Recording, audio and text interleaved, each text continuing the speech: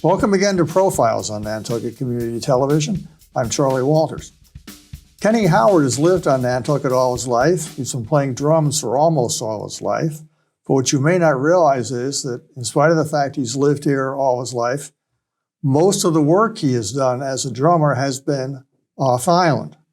How has he managed that? Well, he's going to tell us that and much, much more in the next 40 or 45 minutes. Kenny, thank you. Thank you, Charlie. It's great to be here. Let's start at the beginning. When did you start to play drums and how did that happen? I started to play drums. I'm a little bit of a late bloomer in that respect. A lot of the people that I've grown up to love as drummers, they all started 5 years old, 6 years old. I didn't start till I was probably 16. And you had no thought before then to do it? No, it was really strange. I didn't really have any connection to music other than most people in the world who love music. Most people love music, but they don't really feel like they want to participate in it. I, all of a sudden, one day just said, I want to do that. I want to do a little bit more than just love music. I want to actually be a part of it. And so but it started late. It started when I was about 16 years old. So there was no eureka moment when you decided it's what you wanted to do. I don't know if I would call it a eureka moment or I'm frightened moment. Because, you know, when I had first started to really enjoy music and like music, I had no idea that I was going to try to play it or participate in it. And then one day, when I was in high school, a friend of mine and myself were walking across the gymnasium. The band was all set up to do, to do a performance that afternoon for the student body. And we were walking out of the locker room, kind of going towards the lobby, and there was a drum set there with a pair of sticks on it. You know, and a buddy of mine says, "Look at that, huh?" And I says, "I know how to play that." And he says, "No, you don't know how to play that." Even though you never played drums before? Never played a drum set before in my life. And I said, something was telling me that I knew how to play that drum set. And I was like, well, he said, "There's the sticks. See what you can do." Okay, so I sat down and actually played. I mean, I sat down, the hands went in the right spots, everything just started to happen, and I played a beat, and I got a little freaked out. And I said, I don't know what just went on there. So I put the sticks down and just left. And it was probably another year or two before I actually said, you know what, I got to try that. I got to try it. I got to be part of this. I mean, I love music so much. I have to be part of this whole process of making it. It's like the next step, you know? So it sounds so you're a natural, but you didn't know it. I didn't know it. Until you were way up in your teens. I didn't know it, and a lot of people say that there's natural abilities. Some people say there aren't, some people say there are, but I can tell you that I had no idea how to do that. And then I walked past that drum set, and my friend egged me on. I sat down and actually played and said, wow, there's something to this. And after that, it's just been a long adventure of learning. You know. So when you first started to play drums, what kind of music were you playing? I was playing a lot of the stuff that you would hear at the time, stuff that you would hear on the radio. Like there was a lot of Aerosmith, there was a lot of Aretha Franklin, there was a lot of there was Motown, there was rock and roll. I was playing everything I could get my ears on, so to speak, just because, you know, when I started playing, I just became such a student. I wanted to know everything. You know, I had to know it all. And you were in love with the instruments, I should say, rather than a particular kind of music, in other words. Yeah, I loved the way that the instrument fit in the different genres of music. I think one of the things I started to notice right away was the different styles of music, the different approaches that the drummers took. I mean, not that I could do any of it, because I couldn't. I was still brand new and flailing away and throwing my hands in the air and just going crazy. I mean, there was no YouTube, there was no internet back then. So everything you learned, you had to learn by listening and applying and trying to learn and figure out what you were going to do, because there was no lessons on the island either. There were no teachers. This is what, 1980, thereabouts? It probably would have been around 82. Okay. Yeah. So when did you play in your first band? 83. And who was in the band? I started to play, and different guys kind of took notice, and next thing you know, we were at one of the local nightclubs playing, and just it was. Trying to remember who was in that band. I think Jeff Folger was in that band. Yeah, who was still here playing. Yeah, Henry Sutro. Yeah, I remember Henry. Yeah, Riley Hayford. Yeah. And Marcia Hempel. Wow. Yeah, that was crazy, but it was just a little blues band that would go out and play. And I mean, I really didn't have any idea what I was doing yet. I was just so happy to be there. I couldn't believe it, you know. Now, were you old enough to be in those places? No. That's a very common thing, actually. Yes, and I actually have been carded in the past. And, you know, I told the man at the door, you know, he says, no, you got to show an ID. And I says, well, I'm not old enough. He goes, well, then you're not coming in. I said, but I'm in the band. He goes, really? I don't hear that often. You've heard that one before, right? So, but finally, you know, I just sat there and I said, okay, no problem. And the band would say, will you get up here? You got to get up here now. And I said, see, pal, I got to go. So, yeah, I think I was pretty young when I was playing. Now, at this point, are you playing what I would call a standard drum kit? Yes. Which consists of, in this case? When I first started, I think it was a 5-piece set, which would be a snare, 2 racks, floor tom, a ride cymbal, a couple of crash cymbals, and a set of hi-hats. That was it. No frills. So to the layperson, they wouldn't have seen anything unusual. No. I did the thing that most young guys do. You know, I tried to surround myself with drums, like the Keith Moon thing. You know, but it's funny because when you start carrying those drums around, the drum sets get smaller. You know, when you're setting them up. You know, if other people are setting them up, you know, the sky's the limit. But when you do it yourself, they're a lot smaller. My drum sets now are really small. Yeah, and tell us why that is. Well, why the smaller drum sets? Well, why would you set up something different from somebody else? What somebody else would do? That's all personal preference. That's all. You know, that's whatever you're into at the time. Whatever you're trying to achieve musically, your drum set will definitely show what you're doing. You know, whatever kind of music you're playing. So for how many years were you doing that sort of thing with the musicians you just mentioned and some you probably didn't mention? Oh, I still do it. I still take the opportunities to play here whenever I can. And a lot of times I still play with Jeff. There's a lot of local guys I play with. But at what point did you start playing off island? And how did that happen? Well, that happened later on. That happened as the thirst to want to play more and play in more challenging situations and different settings, and kind of, I wanted to record. I didn't have a lot of recording experience, and I wanted to kind of immerse myself into that and really see if I had what it takes, you know, to do it. So that's what I did, and I started just meeting guys the old-fashioned way, you know, Village Voice and the Phoenix and those kind of. What, you were putting ads in these? I was answering ads. Drummer wanted, and I would answer an ad and call them up and go down and you know, go play in Boston, go play in New York.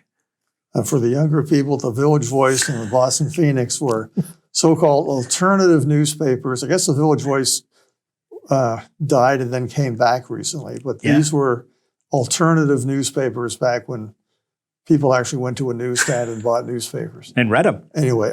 And read them. Yeah. And read them. Yeah. Anyways, so much for that tangent. Continue, please.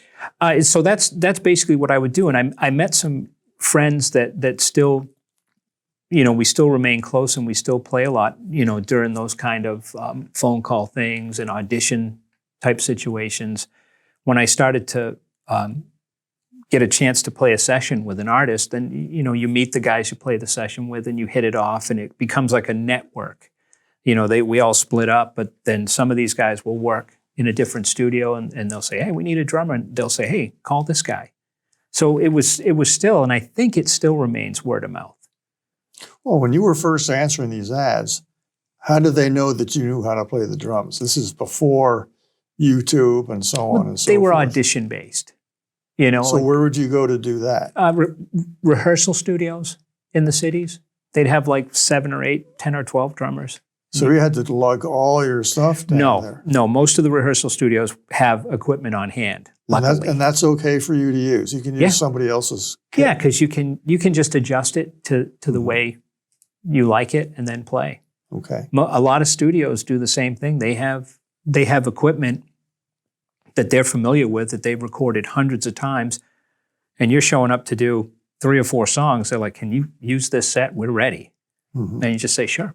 It sounds like a guitar player who insists on having his own guitar or guitars. That may be different for them, the setups and the way they feel and all that. But I mean, for us, when you go into a studio, those drum sets are good.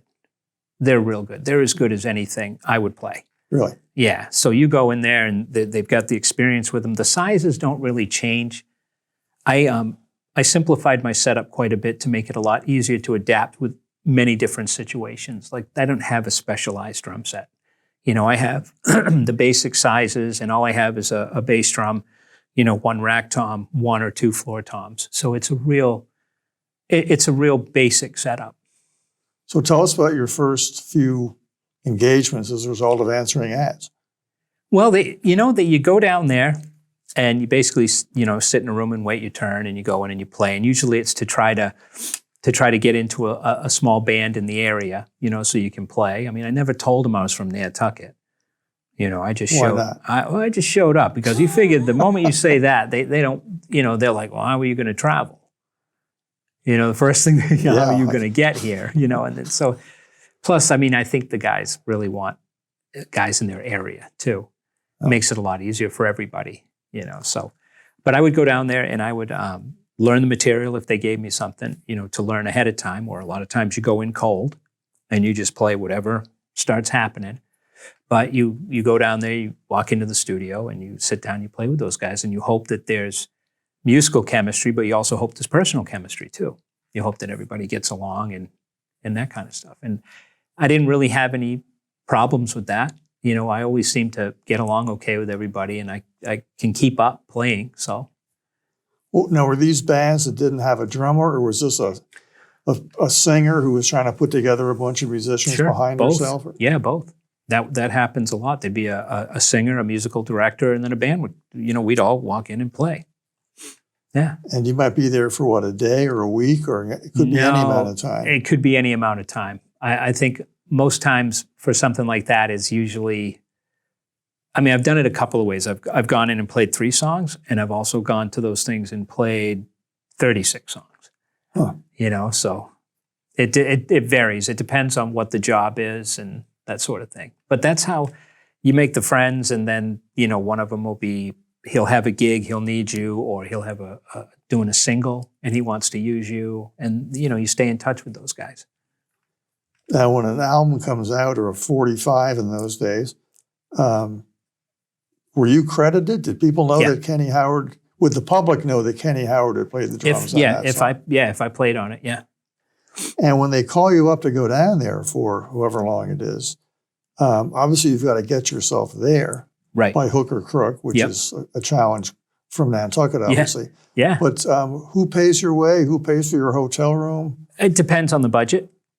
If there's a decent budget, you can get travel, accommodations, and a per diem when you're when you're down in the studio, and plus the session rate per song. But a lot of times you get some, but not all. And if it's a great project, I have no problems getting myself there. And how soon do you get paid? It varies. It varies. You can get paid that day, or it depends. If the artist is actually there and doing the record themselves, they could cut you a check right there. But usually 2 weeks, maybe a month. Now, were there circumstances where it was made known to you that they would like you to stay anonymous? Yeah. Okay, so I won't ask you who that was, but I will ask you. Tell us some of the people you were playing with. Whether they're household names or not. Yeah, well, there's the Jimmy Whip Project, which was out of New Jersey, and that's Jimmy's a really good friend of mine after all the years of playing together, and that's the guy that He's a great guitar player, great singer, great entertainer, and we still stay in touch on a regular basis. And we go back and forth playing. What kind of music is he playing? That's very heavy rock. Yeah. Heavy meaning very loud? Very loud. Okay. Can be very fast. And what sorts of settings does this band play? I mean, stadiums, clubs? Yeah. Stadiums, clubs, the bigger venues, the louder venues, that kind of stuff. We did a debut CD a number of years ago that was really a lot of fun. And there was Jimmy, myself, and Tony Franklin from The Firm played on that. So that was a good album. I enjoy listening to it. And who else? I played with the Poussette Dart Band, like I told you. John Poussette Dart, who I believe has relatives on Nantucket, and he's played on Nantucket. Yeah, that was a lot of fun. That's a great band. And then I'm just a lot of like artists, just a lot of solo artists playing in the studio, and the names just escape me. A lot of demonstration tapes, I'm guessing? I did a lot of demo work. Uh-huh. Usually that's the step before the record deal. Yes. Back in the day, I don't even know what a record deal is anymore. I don't think many people do at this point. I don't think so. But yeah, I did a lot of demo work, kind of worked my way up, doing the gigs and playing live and playing for free and getting paid, and then playing demo work in the studio. Started doing 4 tracks in people's living rooms, and then moving into studios and playing demo work, and then subsidized demo work. And then next thing you know, you get a call to actually go in there and do it, or the demo work you did will be held for the record. So you're going back and forth between Nantucket and New York. And Boston. And Boston. Yeah. That's a lot of moving around, and I'm assuming you didn't always know how long you were going to be gone. You have a pretty good idea just by the workload. Like you can tell if you're going to do 10 songs or 12 songs, you're going to be there for a couple of days, provided everything goes well. But you always have to remember that if things don't go well, if there's technical problems, if there's rewrites, if there's anything going on that would slow the process down, you could be there for 3 days. But, time is of the essence. That you got to get in and get out, get it done and get out of there. Now, when you went into a studio and there's already a kit there, you can adjust it to your own needs, but at the same time, I'm wondering, how much autonomy do you really have? If you want to do something one way and the producer says, no. It would vary from producer to producer, but give us some examples. When you go in there, one of the things that really drew me to studio work was I loved the idea of being the first person to actually play on that song. Oh, this is going to be my idea. That kind of just, and rather than copying people in cover bands, it really appealed to me to be the first guy to play on this. So this is going to be an idea that I came up with, and I'm really excited to do this. And when you go in, you basically have an idea of what the artist wants, just because you've probably heard a demo of what they've done, and you listen to it and you realize what you're going to do. You go in, set the drums are set up, or you set them up, they mic them up, you sound check them, and then you sit down and you just do a take. There's a little bit of chit chat beforehand where the artist will say, well, this is they try to describe it in their terms. They say that they're kind of looking for this vibe, like a Ricky Lee Jones vibe that goes into a Steely Dan type thing. And so you kind of know by knowing the music what they're talking about. So click track comes in, off you go. And basically when they call you, they say, I've heard you enough that I know you can do what we want, so I trust you. And then you go in and you put it down. People will be surprised, or some people will be surprised to hear how many microphones are set up just to record one drum kit. Tell us about that. Well, the Glyn Johns method of the 70s.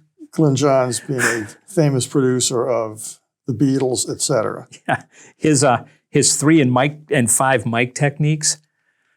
Hadn't seen that one yet. But when you go into the studio, I can play a 4-piece drum set, and there can be upwards of 16 microphones.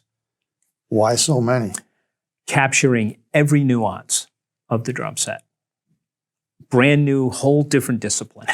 Now, where might those 16 be? I mean, how many would be set up to pick up the bass drum, for example? There can be 3 on the bass drum. There can be one inside. There can be one just outside. There can be a subwoofer unit in front of it to capture more of the low end. The snare drum can have 2, one on top, one on bottom, floor tom, top and bottom, and then a hi-hat, ride cymbal, overheads, room mics. They're everywhere. Now, this is in a professional studio, but if you're in your garage or your living room or whatever. 3 to 5 will do. Okay. 3 to 5 will do this. Not the same job, but it'll do a good job. Do you have a preference? I don't. Whatever makes the drums sound the best. However, they're being captured the best is and if it's 3 mics, if it's 5 mics, if it's 16 or 30, it doesn't matter to me as long as it's doing the exact job it's supposed to do. And of course, the equipment affects that. And you're going to find different drum kits in different studios and so on. The good thing is, though, is most of the studios have tried and true drum sets. They'll have 3, 4, maybe sometimes 5 or 6 drum sets of different sizes. And my sizes aren't out of the ordinary. So it's pretty easy for me to walk up and just say, hey, what's the last one you used? And they say, well, we used that set over there. And I'll look at it and I'll be like, yeah, good enough. Set it up. As long as they're all in the spots that I'm used to, it's fine. When a producer or whoever calls you up and says, I need you here this day at this time, have they always heard what you've done, or are they relying on other people from time to time? I think they have. I think a lot of times they've heard, whether it's YouTube, something on my Facebook site, or something that a friend sent them, or a client sent them, and sometimes, the artist will say, well, that's the guy I want, and they're like, fine, because the producer wants the artist to be happy, and they want the best for the artist. A long, long time ago, you were in my store, so we're probably talking 25 or 30 years ago, when you'd already started doing this commuting back and forth, and you told me a story about running into Joe Jackson. Oh, yeah. Now, Joe Jackson at the time was very, very popular. He's still around, but he's not as popular now as he was then. But tell that story. I was in Midtown at a rehearsal studio called Euphoria. And I was there to play with a band. And we were in Studio B rehearsal setup. And I think it was at the time Joe Jackson was doing a pretty big tour. And he was in rehearsal room A, or 1 or whatever. He was in the big room and we were in the medium room. And then, of course, there's other rooms down the hall. And I didn't know, of course, I didn't know they were there. How could I know? But I just went in early, like I normally do. And I sat down and just kind of, read some stuff. And a guy came in, sat down next to me, and we just kind of started talking and just shooting the breeze. Nice guy. And then, he says, well, listen, I got to go. It was nice talking to you. I'm Joe Jackson, by the way. And I said, and I'm not. So it was nice. And so we also had the added cool factor of when we were done rehearsing, we could go out and actually listen to them rehearse in the other room. It was great. And of course, different musicians will have different ways of rehearsing. Yeah. To say the least. Yeah. I rehearse a lot. I practice all the time. When this whole thing started, it was fun, and it was, going out to the clubs and playing in front of your friends and having a great time, jump on the boat, go play a gig somewhere else. And it was a lot of fun. But then it became like more encompassing. You actually wanted to learn more. As I got older, I wanted to learn more, and I wanted more from myself on the instrument. Not so much, bigger gigs and better pay. I wanted to be a better player, better all-around player. I wanted to play different styles of music effectively and well and flawlessly. And it just kind of opened the Pandora's box to learning and realizing that no matter how many hours I put in, no matter how many days in a row I play, no matter how many gigs I play, I'm never going to know it all. But to me, that's kind of fun, because every day is a new day. You learn something new every single day you play. Well, popular music is always, almost by definition, it's a moving target. Yeah. What's popular this year is not going to be popular 3 or 4 years from now. Right. But you're going to be called on to play something different from year to year or Yeah. from month to month in some cases. Sure. That's a real challenge. It is, but it's also goes along with being in love with music, you know, because there's a lot of artists that are out there playing right now that I actually don't mind it. I listen to it, and by listening to it, you can kind of hear the, you know, through beat recognition, you're like, oh, I know what he's doing there. Oh, I get that. Okay. So if somebody calls me, you kind of slide right into it, and you know what to play and how to play. I mean, there's certain things that you do. You don't try to blast the drum solo and show them everything you know, because they don't want to know everything. They don't want to see everything you know. They want you to do the job. And whether the music, I guess you could say, was from the 50s or today, the job's kind of the same. Well, you're there as a timekeeper, but that's not all you're there for. So you're trying to bridge two somewhat different things. Is it fair to say that? Yeah. Yeah, I think essentially people look at drummers as timekeepers only, but there's a lot that goes into keeping the time. It actually comes down to how do you make the music feel as well. You know, you can sit down and play every single note perfectly like that, and it just doesn't have a great feel to it. Mm-hmm. You know, it's that drummer's character and personality comes out in the beats that he plays and how he plays them, and it'll give the song a character. It'll give it a groove.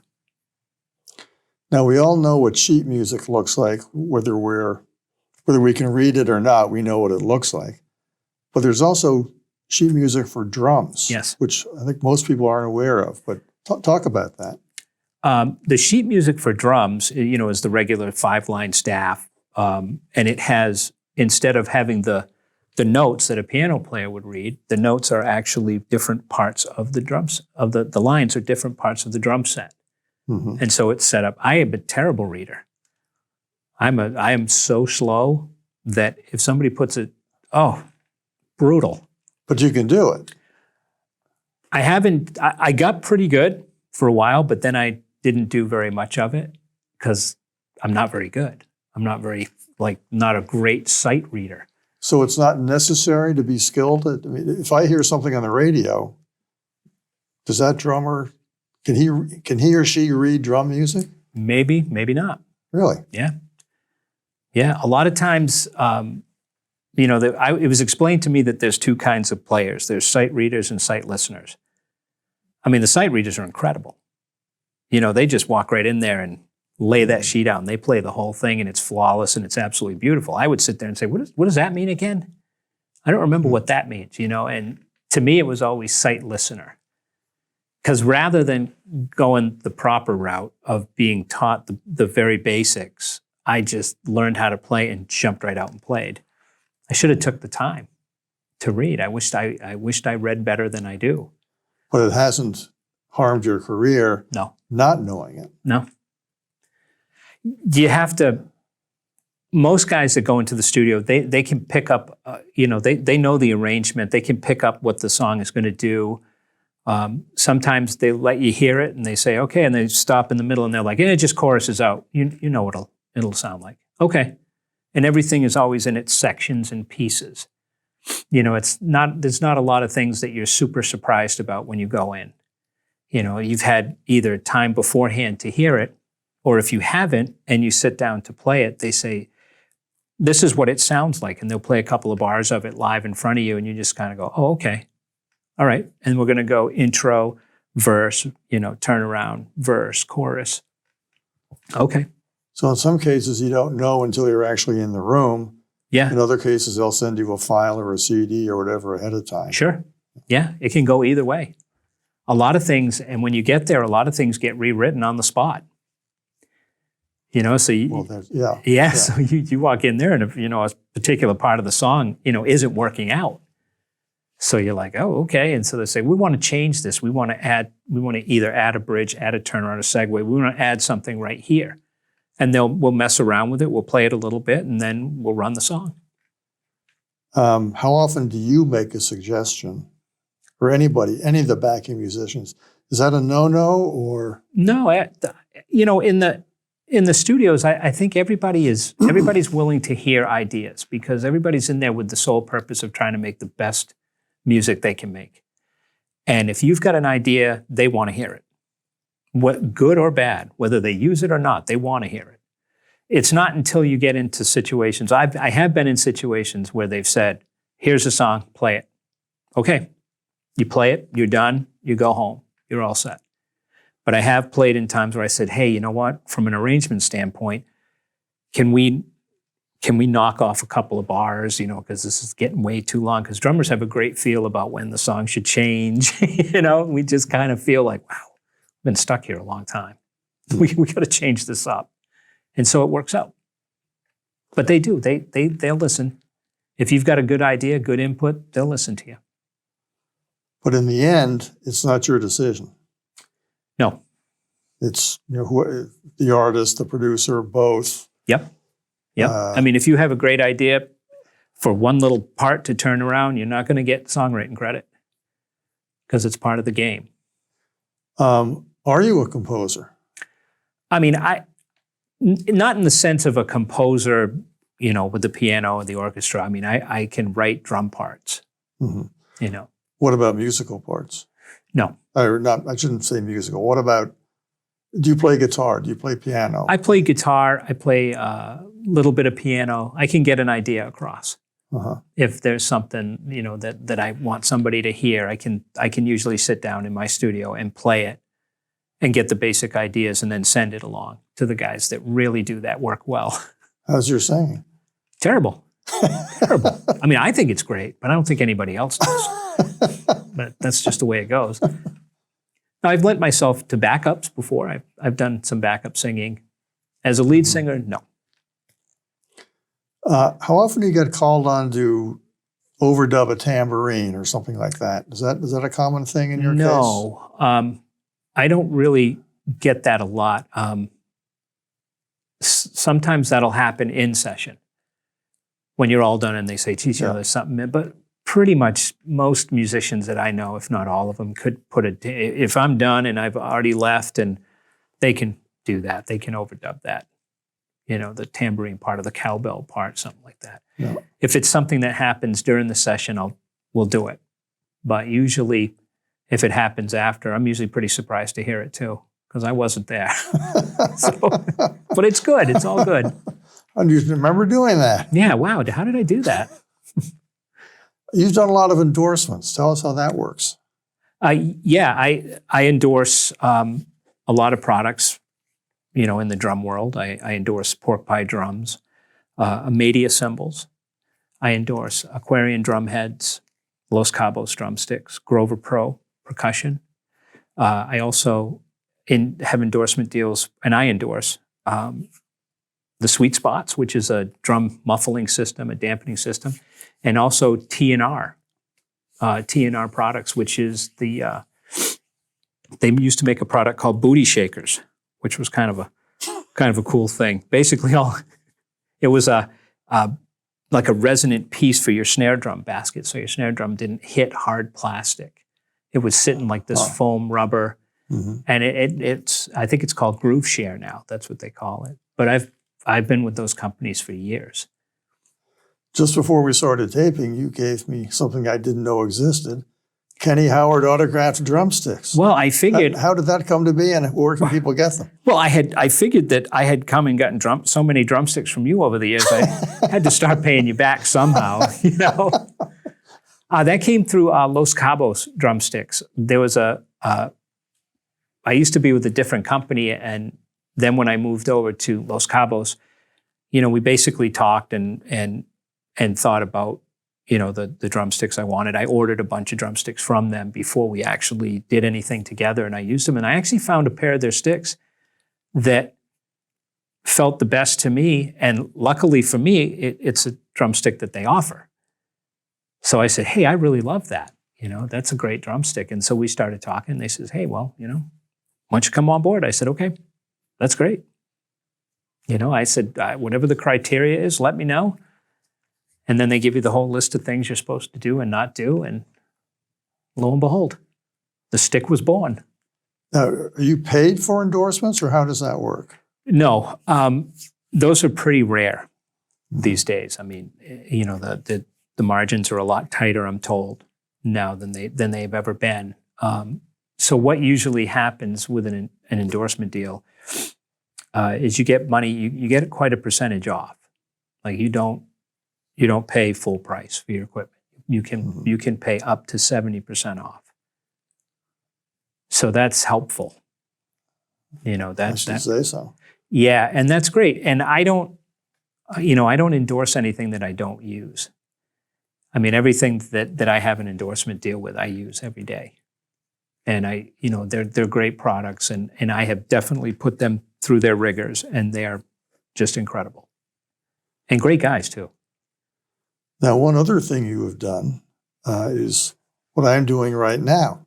Yeah. Interviewing musicians. Yeah. Where have you done that? I got the opportunity a number of years ago to do some interviews for a company called Drum Talk TV. They're an internet-based drummers-only type website where they feature all kinds of different drummers, and they have all kinds of programming on about drummers and to help drummers. It's a great organization. And they were doing a John Bonham tribute night called the Bonzo Bash. The drummer from Led Zeppelin. Yes, and a heavily influence of mine. Heavy influence.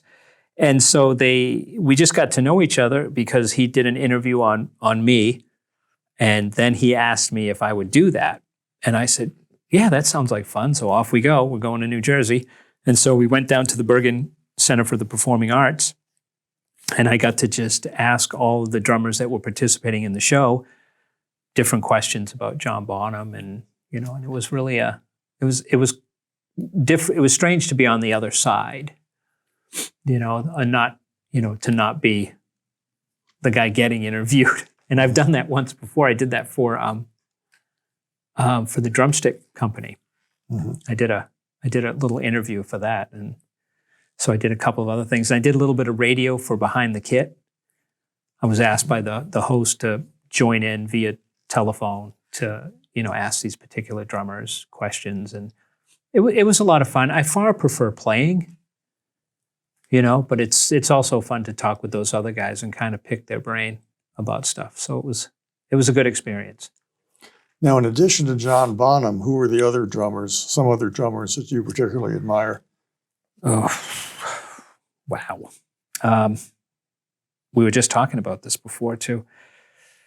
Papa Joe Jones, Big Sid Catlett, Chick Webb, Gene Krupa, Buddy Rich, John Bonham, Stuart Copeland. Whew. On and on and on. Yeah. Yeah. Now, most of the drummers you named are from the big band era.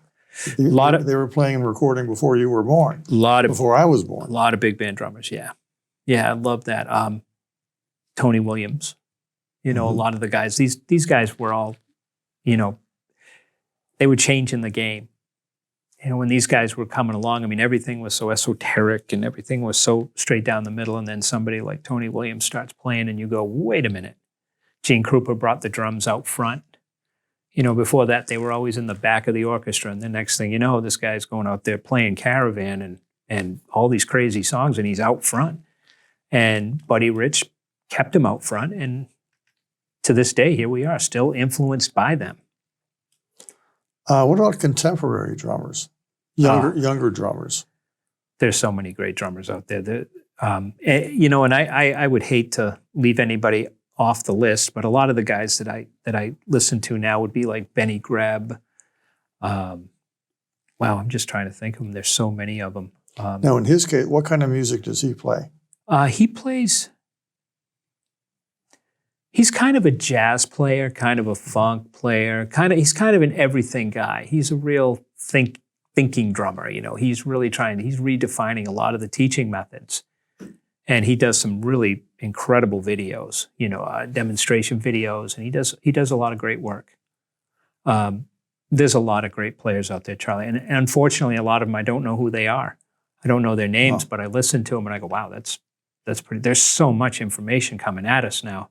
Yeah, I know. I mean, we used to run down to your store when our favorite band came up with album, and Charlie, do you have it? And you'd be like, yeah, it's right over there. And those were the days. But now, now it's, I get emails and text messages all the time, friends of mine saying, you got to hear this guy. And I'll pop it on my phone, and it's a guy I've never heard before. And I go, whoa, who was that guy? Yeah. And then 3 minutes later, it'd be another one. I'm like, who's this guy? And then after about the 5th time of doing that, I'm like ready to retire. All right, I'm out. Well, they're the incredible. amount of music that Spotify gets every day, never mind every month or every year. I mean, you can spend your whole life listening to new material on Spotify and never hear a fraction of it. No, never hear it all. And yet, my iTunes is full of, it's full of stuff from the 40s. It's everything. I mean, it's all there at your fingertips. It's unbelievable. But my particular iTunes is really old-fashioned. It's like the 40s, and then there's some 60s, a lot of 70s. And, but that's what I kind of gravitate towards, But we hear the new stuff that's out there now, and these guys out here now are incredible musicians. Absolutely incredible. And the stuff they're putting out is just game-changing. I love every minute of it. I love hearing the new stuff. Like I said, sadly, I don't know who the player is, but wow, incredible. The bands are incredible. I think musician-wise, I think we're in good shape. Well, that's good to hear, because you hear and read in a lot of cases that pop culture in general, maybe music especially, is in kind of a valley. So to hear what you're saying, that's very encouraging to hear. The underbody of what's going on is very promising. I mean, there's a lot of guys in the drum community that are woodshedding right now, and they sound incredible. And this can't go on forever, this valley. And when these guys start popping up to the surface, I mean, they're going to be household names. There's a lot of great players out there. And it's probably one of the big reasons, other than loving the instrument, it's one of the big reasons why I'm always practicing, because these guys are good, so you gotta stay on your game. So how does one hear them? I usually... Are there websites you would suggest people go to? Just I would probably stick with YouTube. YouTube always seems to be the best. A lot of times, a lot of stuff will show up on Facebook, but it's generally YouTube. Mm-hmm. But YouTube's got a lot of great players. I mean, you can dial in players from the past, players from today, and you can see some really great stuff. And it's right there for your consumption. I mean, load up, watch it all. And I watch a lot of players. Now, you said when you were growing up here and learning to play the drums, there was no one to teach you. Do you teach? Decades later, are you teaching people? I have one student. Mm-hmm. One. And the whole reason was I didn't really have the desire to teach, because I keep feeling like I'm learning so much that I don't really feel like I could help anybody, because I'm still kind of a work. I'm still doing my thing and trying to figure things out. But, this young guy approached me and asked for some help. And I said, you know what, I'm going to try this. It's worked out really well. He's really turning into a really good drummer. I'm happy he sticks with it. He's like me. He bought in full time. This is a full-time, this is not a teenager who is... Oh, no, it's a teenager, but he bought into the whole drum thing, full on, full time. He loves it. He's like me. I mean, if it's drums, I'm on it. I'm all over it. I love it. In the time we have left, if somebody wants to hear you, how do they do that? Where can they hear you? Well, I mean, I've got a YouTube channel they can go to, which is just Kenny Howard. Punch it in and drums after it, and I'll pop up. My Facebook site, which is Kenny Howard. Yes, I'm reinventing the wheel on that one, am I? And I usually, I've got quite a few things on iTunes that I played on that have kind of popped up. Now, would that include some of the things you were doing 30 or 40 years ago? No, nothing like that shown up, which is probably good. I don't know if I'd want to hear that. I like what I'm doing now better than back then. Well, I'm assuming if somebody was paying you to do something, it's got to be good, or they wouldn't have called on you to do it. I would hope so. In other words, don't be modest. Oh, no. I am humble. Just ask me. So how, you've been playing professionally for, 30 to 40 years. How much of that 30 or 40 years can somebody find somewhere, either on YouTube or whatever it happens to be? I don't, I'm just not 100. I know it's around, but I'm not really sure. I'm not really sure how much of that actually lived, so I don't really know. But I'm there. I'm out there and I'm on there. There's a lot of stuff I haven't even looked up. So well, obviously your website is a good place to start. Yeah, those sites are good. That's where you'll probably see the better part of what I did. And what is next? What are you working on now? What will you be working on? More of the same, just trying to get better, trying to understand, trying to reach the goals that I want to reach and play with as many different people as I can and in as many different situations as I can. Both here and wherever. Wherever. It doesn't matter. Have drums, we'll travel. Oh, yeah. Well, how often do you end up having to lug all that stuff around? Well, luckily, I have stuff hidden everywhere. I have a drum set on the island, and I have one down in Florida. I've got one in New Jersey. I can use the ones in California. Really? Yeah. Yeah. You've got some in California. Well, that's where the company is that I'm with, so I should be good to go in California. Do you have engagements out in California from time to time? I've done the NAMM show out there. And tell us what that is. It's basically what happens is all the music instrument companies, they get together once a year to put out their new product lines and to try to. It's basically, it used to be for the retailers to meet the companies and buy and stock their stores for the coming year with the new products. And with the endorsement deals I had worked out, I was able to go out there representing the companies that I was endorsing. And it was really kind of a neat experience. It's out at the Anaheim Convention Center in California. And it is a massive building and it's filled with all of the brand newest, greatest gear that's going to be hitting the market that year. And you get a chance to do the demonstrations for the companies that you're with, and you get to play in front of the retailers and the different people. Over the years, it's become a little bit more of a, more fans are showing up to it now, which is kind of different. I haven't been in a few years because it's just in a time of year. It's always in a weird time of year for me. Everything's weird for me. time of year. But when I did go out there, that was a lot of fun. This just hit me now. How far ahead of time do you know that you're going to be playing in New York or Boston or wherever it happens to be? It can vary. It can be a month. It can be 2 months. It can be a week. Like I said, I've gotten a phone call and went to the next boat.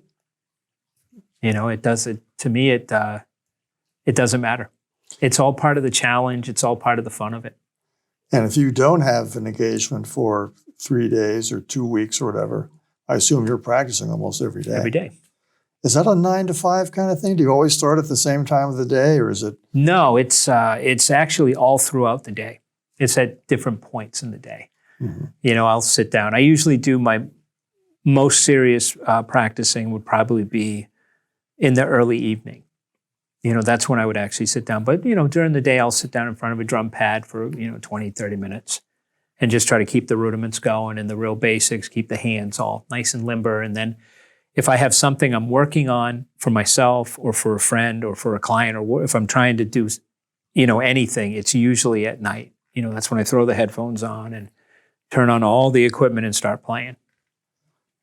Drumming is a very physical activity, obviously. Do you do exercises to keep yourself in shape? I walk quite a bit because I figured the lower impact, the better. Because drumming can be kind of a high impact sport, depending on how you're doing it. Do you stretch to keep your shoulders flexible and that sort of thing? Before I play, usually what I will do is a few hand exercises. I don't really do anything with my legs, unless I'm playing some really fast music where I've got to play really fast. Then I'll probably, stretch my legs out a little bit. But for the most part, with me, it's all just hands. Just get the hands, wake the hands up. Because so much happens with your hands, it's like you're not just holding sticks and banging away. I mean, your fingers are going, the whole thing. So it's not just smashing like a gorilla. No, it's not. I thought it was, because I said I got that handled.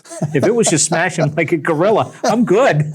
But it wasn't, and it wasn't until later on that I started to realize that, there's a lot going on here. Yeah. And when I started to become a student of it, it's incredible. I don't think I set very lofty goals for myself, and I hope I can at least attain part of it. Well, you obviously have. We wouldn't have been doing this for so many years. And I don't even think successfully. And I don't even think about it. To me, it's the next thing. It's I got to do this next thing. Mm-hmm. So it's always hey, you played on so and so's record. Yeah. Oh, that was great. I don't remember. I'm going for the next thing, man. I got to get to the next plateau. Kenny, thank you for doing this. Thanks for having me, Charlie. This has been wonderful. It's been fun. My interest in music. There's nothing I enjoy more than hearing a musician talk about what he does, what he's done, how he does it. So this is a thrill for me and hopefully for the audience as well. Yeah, for me as well. And a lot of people, that'll see this probably don't know that you were partly responsible for what this drumming thing that I did. Well, you were responsible for keeping me in business, so I could help you do it. Yeah. No, I'd say I miss those days. That was so much fun. Thank you. It's been 16 years. Wow, man, long time. Yeah. That's all right though. When when we do this again, we'll be able to talk some more business. That's right. Good. Yeah. Good. Yeah, I had a great time, and I really thank you for having me, and I thank the station for having me. This is great. Our pleasure, I assure you. Great. For Channel 18, Nantucket Community Television, this is Charley Walters on Profiles. Thank you for tuning in. And before you see the credits, we're going to show you a short clip of Kenny playing the drums. Thanks again for tuning in.